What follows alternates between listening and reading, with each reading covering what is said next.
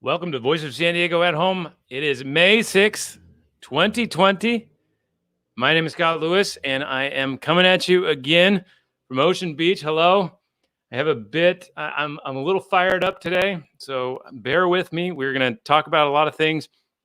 We're going to go over SDSU West, what exactly is happening with that big deal at the stadium. We're going to be talking about some feelings I have, some things I've been thinking about.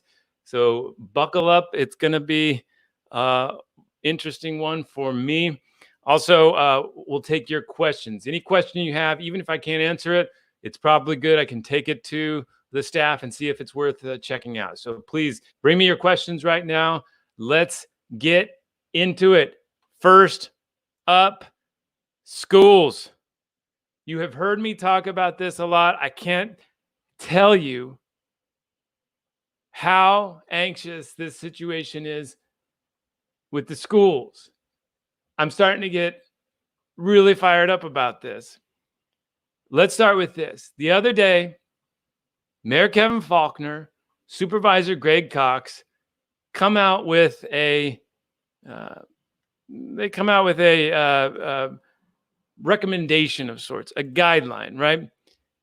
Quotes Faulconer, he sends out a press release. The press release says, San Diego's ready to recover and is preparing for a reopening that is safe, strategic, and specific to our diverse industries.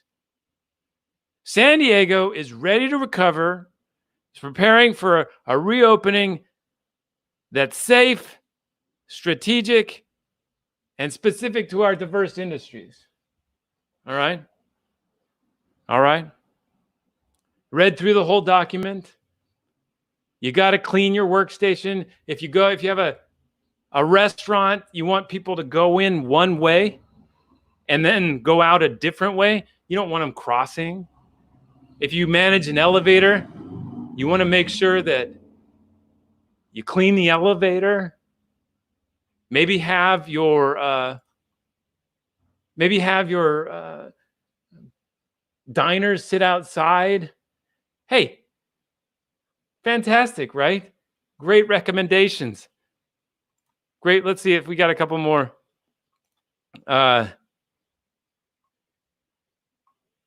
Inform customers that patrons and visitors exhibiting COVID-19 symptoms may be refused service. Hope you don't cough a lot. Bad time for chronic coughers. Don't be coughing. Try to suppress coughs. I once tried to suppress a cough on TV. I was on KPBS and hey, get out of here. I was on KPBS round table and I had to cough and I tried to stop it. Didn't go well. Did not go well at all. They made fun of me at the office for quite some time. But you know, one thing they didn't mention in this strategy, let's see, it was called a reopening strategy for local businesses. One thing they didn't mention was childcare, summer camps, and schools. Childcare, summer camps, and schools. They did mention it, actually. They did say the Recover Advisory Group also identified near-term challenges for policymakers' consideration, including the ready availability of personal protective equipment and child care needs. They identified that as a consideration.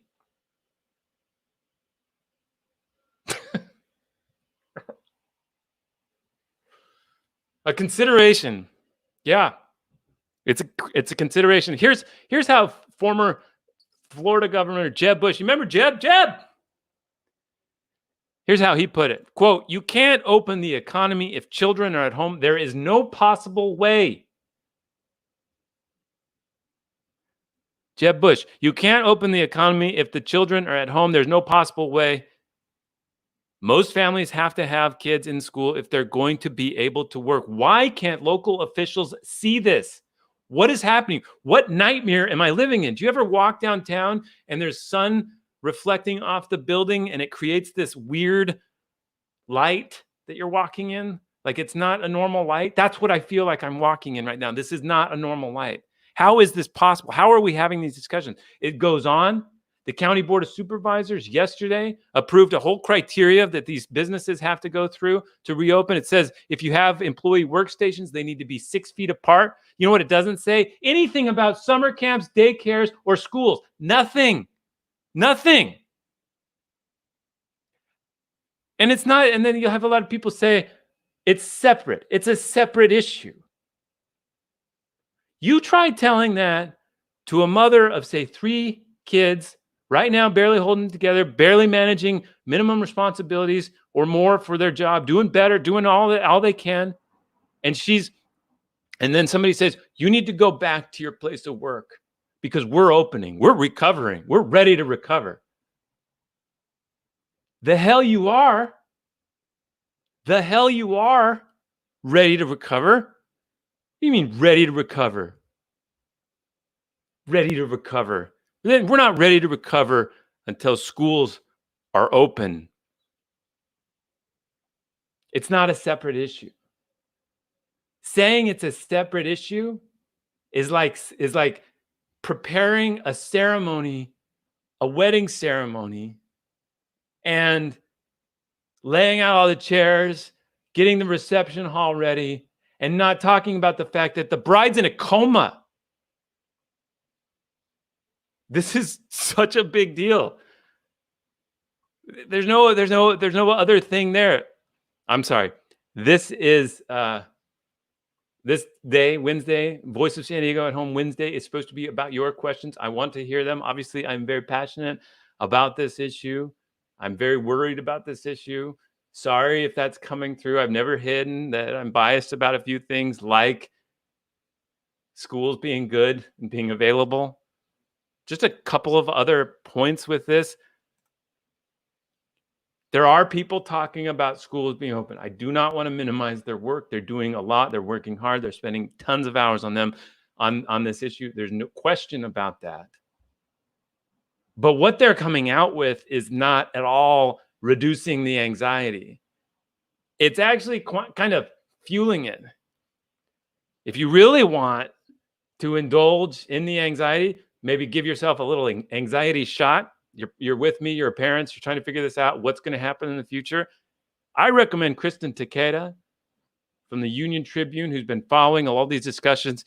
She quoted and talked to Richard Barrera, the Santa Unified trustee, and said and reported this: perhaps the biggest change coming to schools is that they have to reorganize themselves for blended learning, where students attend school for only 1 or 2 days a week and do distance learning or at-home work the rest of the week. Ah! Cool. A week before that, Takeda talked to Bob Mueller. Not that Bob Mueller, a different one. Mueller says schools should start planning for the possibility that they may have to abandon the typical 5 days a week in-person school attendance model. It can mean schools are learning centers where students check in and then go in there maybe once a week or so. Cool, no problem. Guess that's something we can deal with. Now, look, that discussion, as the San Diego County Office of Education has made very clear to me, was part of a longer presentation, a more nuanced presentation. It was very nuanced. If you dig into it, though, it didn't help the anxiety. It does not help the anxiety. It is so complex. The main message you get out of it is that they are terrified of the risk of opening schools. They do not know how to handle it, and they're coming up with all kinds of ideas. But the bottom line is nobody has any idea when schools are going to open. Add to it a couple of other facts. We just learned, I think 2 weeks ago, that the school dashboard they produce every year to see how schools are performing, this rating system of how well they've been doing, plus how well they are doing on math, English language proficiency. Not going to do that this year. Shirley Weber, the assemblywoman who's been pushing for more accountability on how funds to help poorer students are being spent. She wants to make sure those are really being spent for that. She found out today that that needs to go on hold. We got a letter the other day explaining that special education services not happening, and here's why it's legal that they're not happening. Nobody has any idea when any of this is coming back.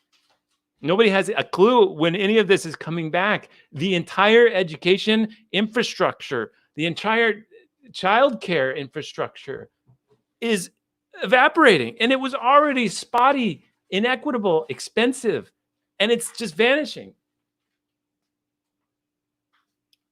Just vanishing. Ready to recover. I know these business guys got together, and business ladies and labor, they got together and they were doing, what they thought was trying to lay out a way that these businesses could open. I understand they're not doing anything wrong. But what is with this blind spot? How come Jeb can see this and Kevin Faulconer can't? How come Jeb can see this and Greg Cox, Nathan Fletcher, all these guys can't? How come they can't see how big of a deal this is? It's not separate. It's not separate from business. Schools, daycare, summer camps, it's not separate. It's not separate. If schools aren't, and it doesn't have to be either. You figure out schools, everything else is figured out. You figure out how kids can be together with teachers in a physical space. That's going to inform how a restaurant can work. That's going to inform how a school can work, or a store could work.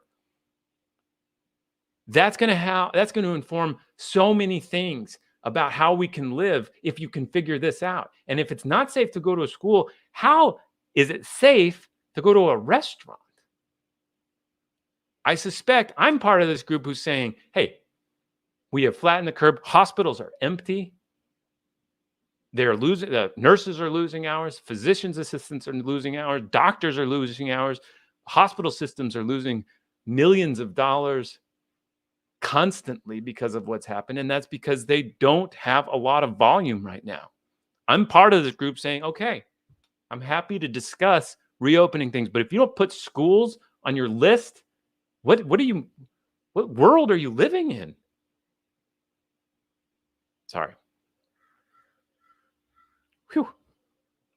What are your questions today? We're going to be talking about the SDSU West issue. They submitted a purchase and sale agreement. It's a big document. Let me tell you, you can't read it all in 42 minutes. That's what I tried to do. You can't read it all in 42 minutes. You can read a lot of it and get a lot of interesting facts, but you can't read it all in 42 minutes. What are your questions? What are you worried about? What do you think needs to happen to open San Diego? Where are you on the open dial? Let's show you. Let's do one thing here. This is our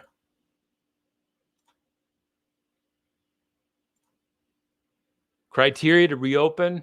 Remember, downward trajectory of positive COVID-19 cases, downward trajectory of people sick with flu-like symptoms, downward trajectory of people sick with COVID-like symptoms.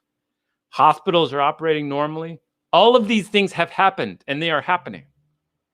The last one is a robust coronavirus testing program. Not there yet. Get there. Maybe start with school employees. Get there. Greetings from Amsterdam. Wow. Here's a question. What is the viability of online school and work? Has the work been done to update this infrastructure? So actually, there's another part of that. Have we actually flattened the curve? I mean, there are more cases coming in, but look at, yes, we have a downward trajectory of positive COVID cases, a downward trajectory of people sick with flu-like symptoms. Yes, we've flattened the curve. If the idea was to make sure that hospitals had capacity, that has been achieved. They have capacity. The question is, what level of risk are we willing to work with? And that's what we're trying to identify right now. Apparently, I don't know what level of risk we are willing to live with as a community to start to function. If hospitals start filling those beds again with COVID-19 cases, does that mean we have to shut things back down? Or do we live with some level of COVID cases? Or are we literally trying to stamp out the virus entirely? That was not the goalpost we talked about earlier. Not sure. Bill Ponder ran for school board. Public education is on its last leg.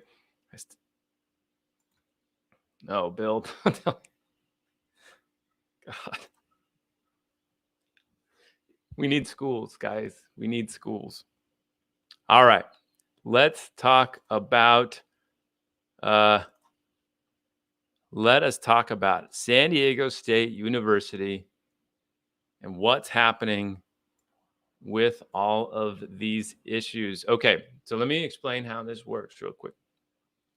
San Diego State and their friends, the Friends of SDSU, passed Measure G in 2018. Measure G basically said, city, we will allow you to sell the land to San Diego State, and you should sell the land to San Diego State.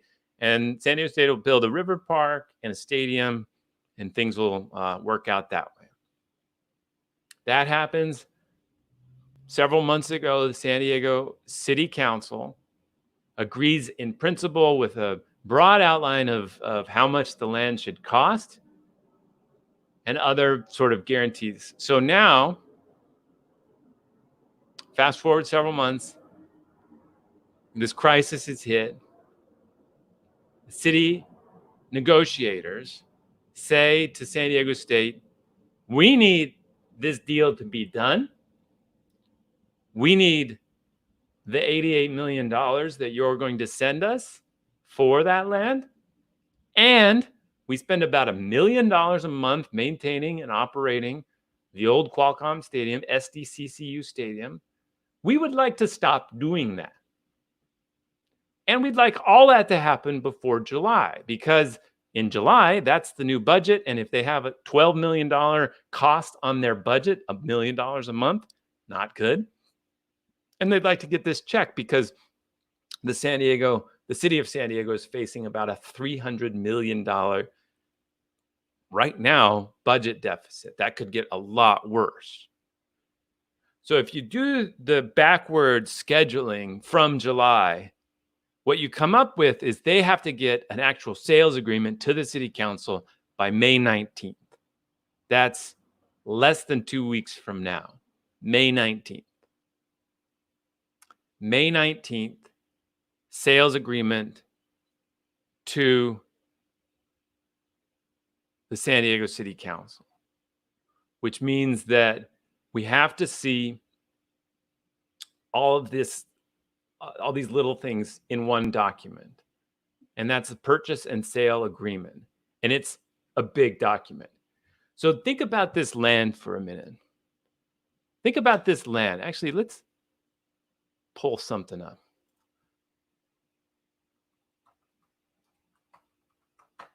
Think about this land in Mission Valley.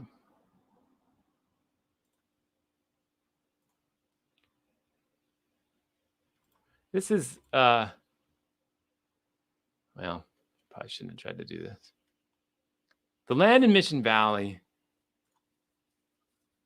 is gigantic, right?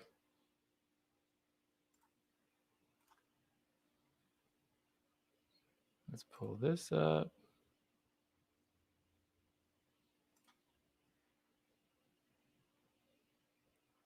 You guys see that?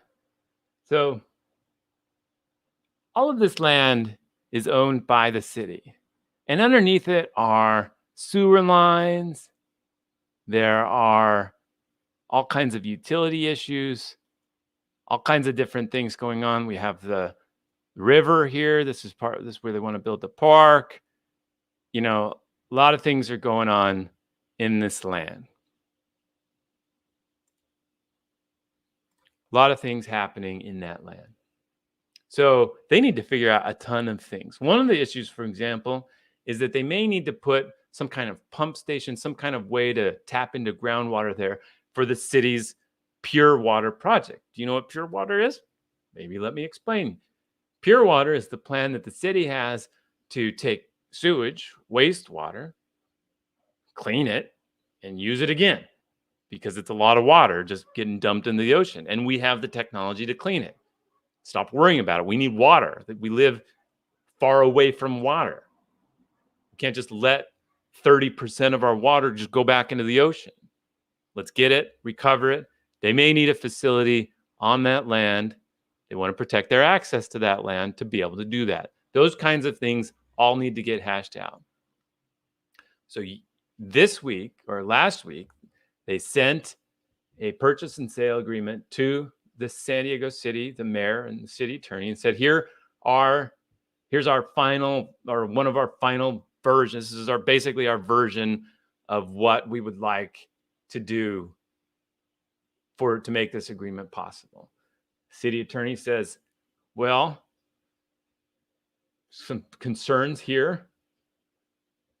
One of the concerns, for example, is that they're going to build like 4,600 housing units.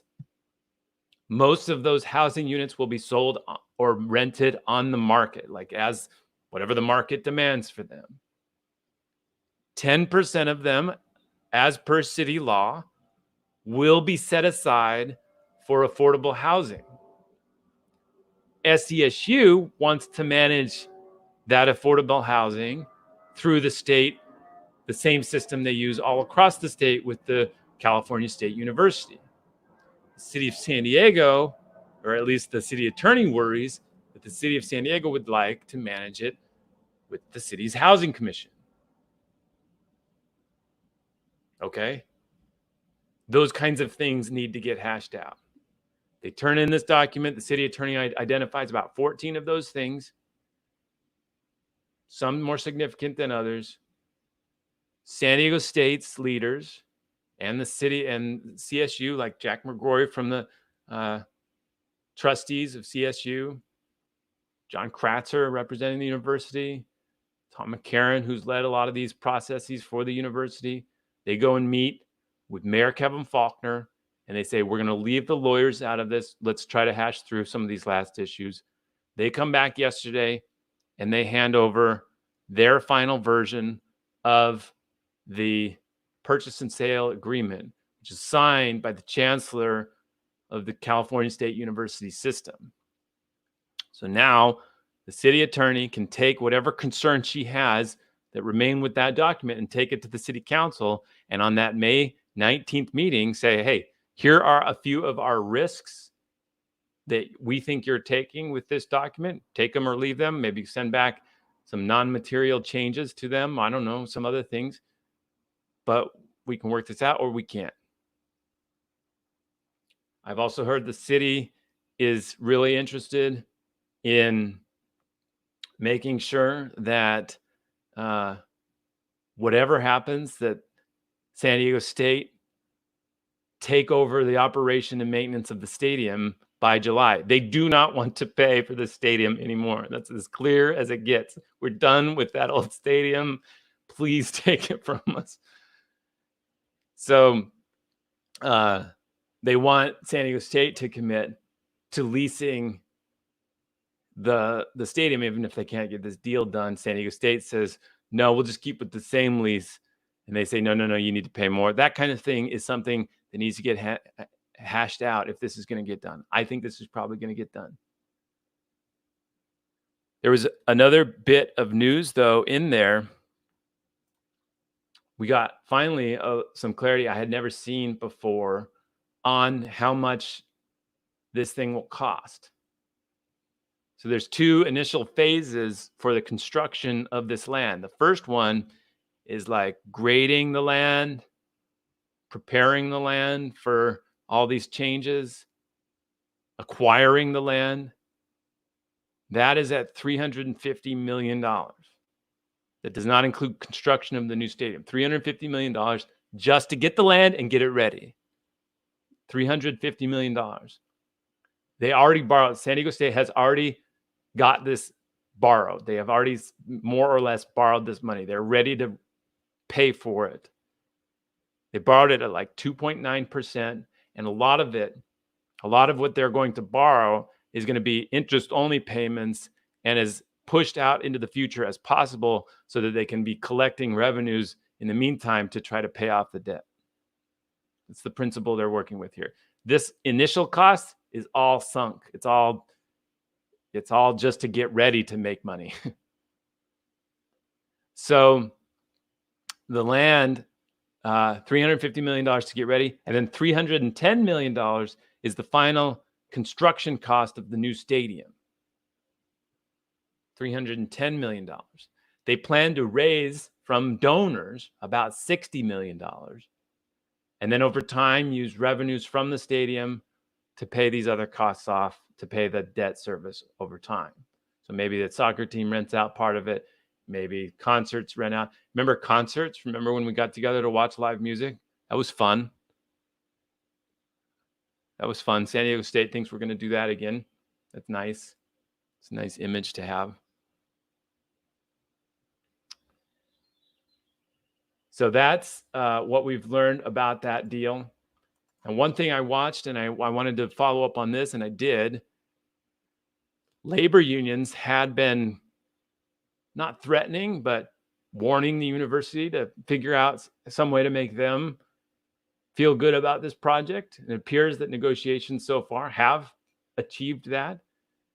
They did not make it privy to me what exactly they've made as far as deals for construction of the stadium and for this preparation of the land, but it sounds like it will probably be in accordance with what labor unions would like to see.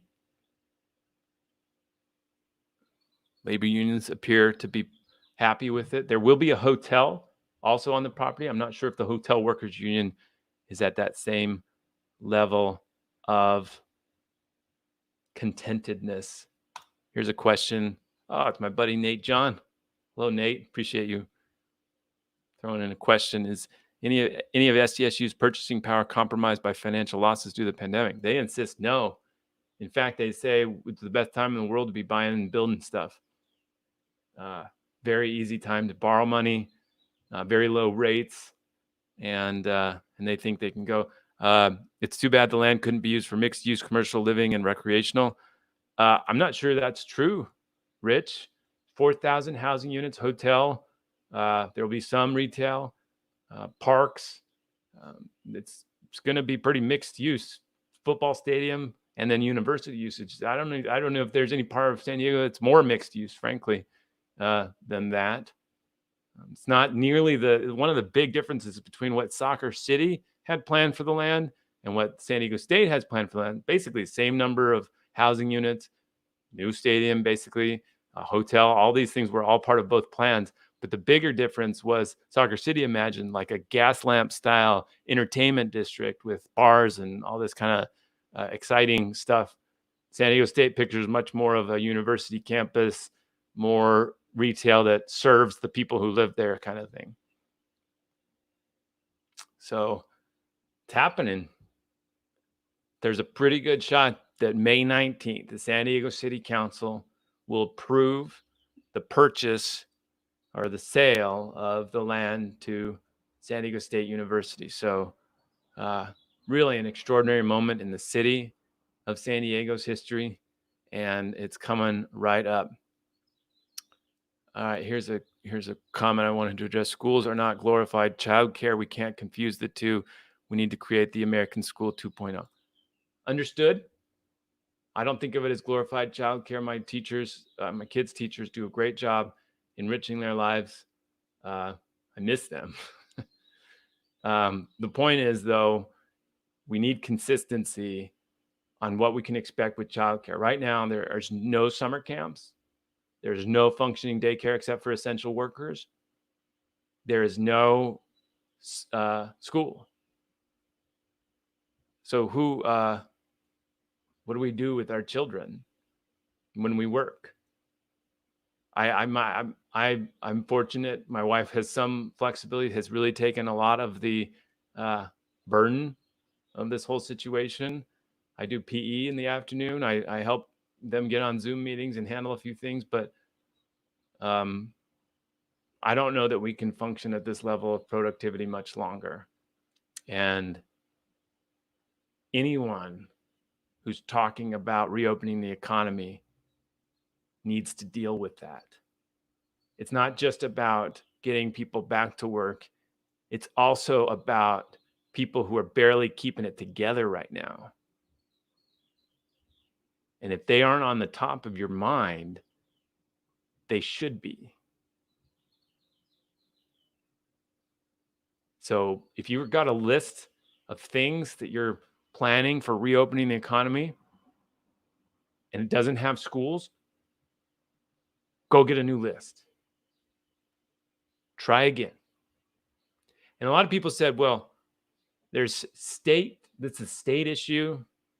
It's the county office education issue. It's the school district issue. It's not my issue. Everybody needs to care about this. The president should be laying out, the president's just out there saying like, well, kids are immune to this. What about teachers? Don't talk to me about how kids are immune to this. Figure it out. Lay out guidelines from the federal government. Lay out guidelines from the state government. Lay out guidelines from the county office of education and the county public health officer.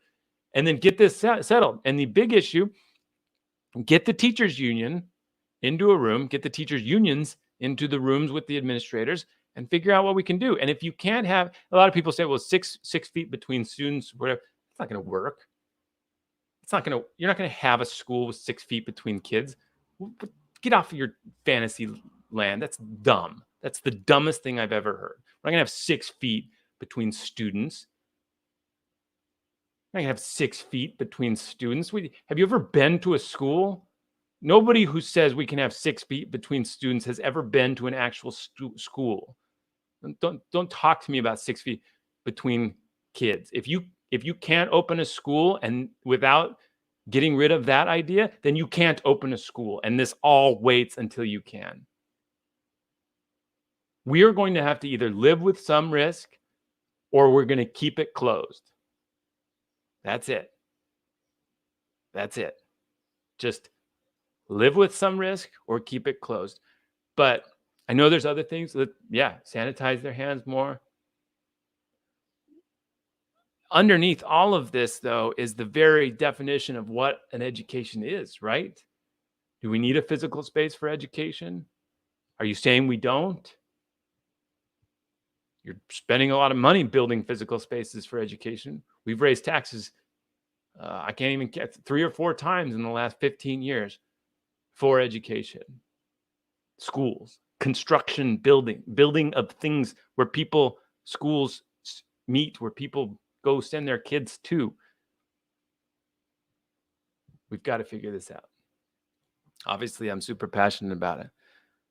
Scott Kaplan, what's up, Scott? What's up, Scott Kaplan? I'm usually watching you speak. Adriana Hildy's just checking in. Hello. A big chunk of that land is owned by the city water department. Yeah, we're talking about SDSU West. Any sale by the city would need to go to the department rather than general fund. Yeah, they've got that all lined out. The water department's getting its chunk.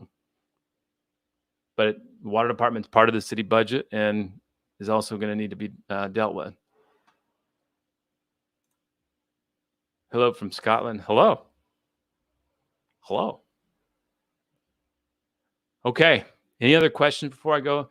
Let me know anything you want our reporters to check out, whether it's about the virus, whether it's about the economy, whether it's about the government, whether it's about this deal with SDSU West, whether it's about schools. I may have just plagiarized or scooped myself on my own column I just turned in. So I just wrote a column about all this school stuff. Hopefully you'll still read that. Great. Well, I love talking to you. Thank you for, my kids are getting sick of hearing about me explain public affairs. I made them watch our series called San Diego 101 the other day. And they're like, Dad, it's Saturday. Why do we have to do this? I was like, well, you need to understand. Let's do one last thing before I go. I want to show a couple of things that you can be paying attention to today on the site. So let's hide some of my things. All right. This is what we've got going today. Great piece by Randy Dotinga about how COVID-19 has become the main causes of death in San Diego. This story by intern Bella Ross. Bella's going to be a star someday. Great story about Lemon Grove running out of money. They were already struggling financially. And in just 2 years, it could literally run out of money. So check that out. If you haven't seen it, this Ryan Bradford piece on live music in San Diego. It's not very uplifting, not very hopeful about the future of live music, but nobody's better at writing than Ryan Bradford in San Diego. Great writer. Definitely worth clicking on. He's as funny as it gets, but he's also as good as it gets. Oh, Mom, did you get a haircut? No, I'm taking the let it grow as long as possible and then slick it back, but it's not really slicked back. I surfed this morning and still haven't taken a shower, so it's got some gunk from the ocean that's really holding it in place, if you must know. The county said businesses know what's best for them to keep employees safe. Now, how would business owners be aware of health risk caution measures without clear guidelines? It's fine. I mean, yeah, I don't think that they don't need guidelines. There's no question about that. I do think if you figured out schools, you would,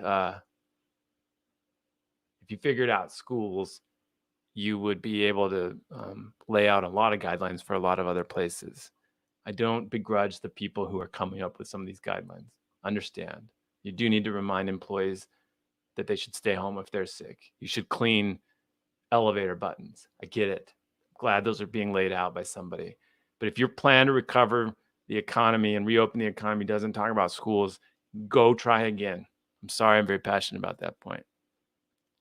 How's the ocean smelling today? Wasn't bad. It seemed like a lot clearer. I can smell the smell worse from away from the ocean than I could there. It seemed like it was really clean and refreshing. I enjoyed it. Padres.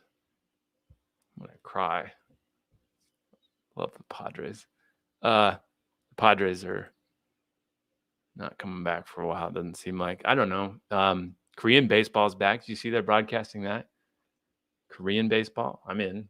Which team? Does anybody have any Korean baseball teams they want to recommend? I'm in. I'll pick a team.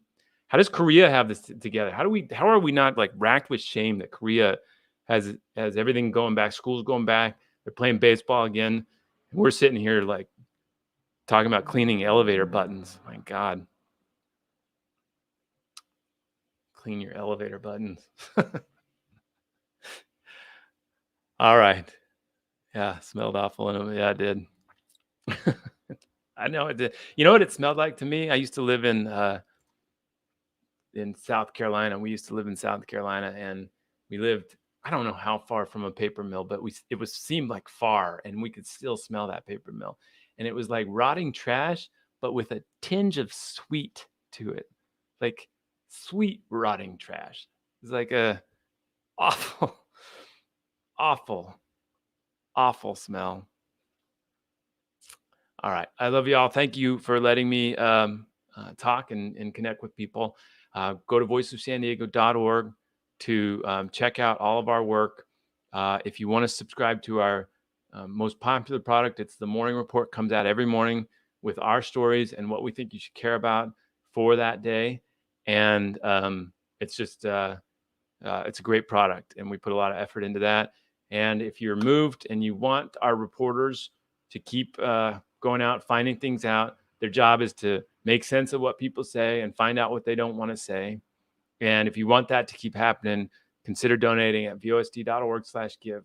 Our members we're going to try to give them special events, obviously events where they don't have to give me a fleshy handshake, but events like this where we're doing some special things, and it's really working out well. We had 120 people at our last member event.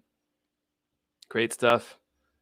So you can be part of that whole system at vosd.org/give. And of course, you can always check out the website, voicesandiego.org. Love you all. Thank you for your support.